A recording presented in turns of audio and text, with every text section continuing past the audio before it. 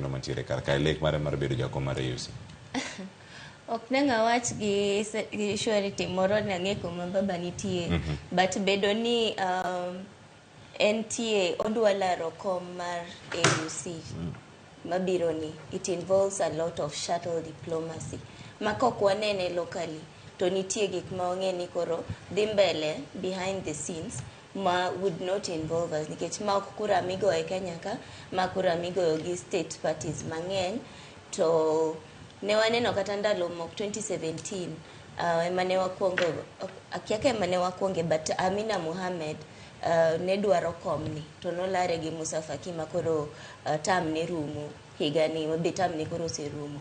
Koro duration ma wan go between now and May monego bed ni wase submit nyinge kaka candidate mar African Union chairperson mar commission no.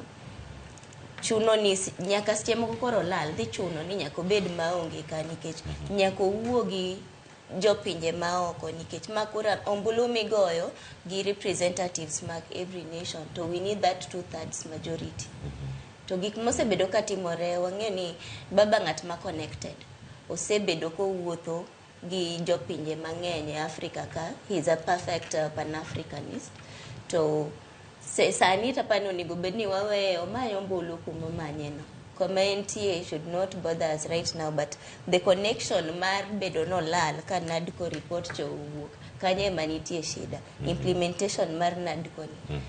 But ano kane kakanyo onego bed ni wagede ahinya nikech when he selected representatives mage ka jine dhi e talks mag NADCO, he was perfectly represented by able people. Mapani implementation okonego bedni is hinged on him being present locally. But korapani let us kawa focus on you can gima wadwa no yuda dir to let that focus be there as gik mawatimo locally be watimo. Kama go bende dhi mbele mitimo mana siasa mantiere piny kone timo giyo machalande.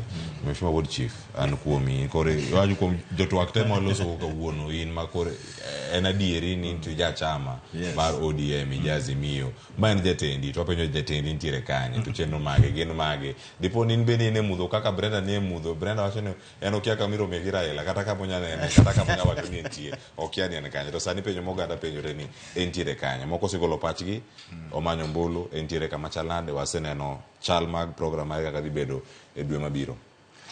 Ing'e gima ber gini ka ji penjo ni jakom ne kanye mano nyisi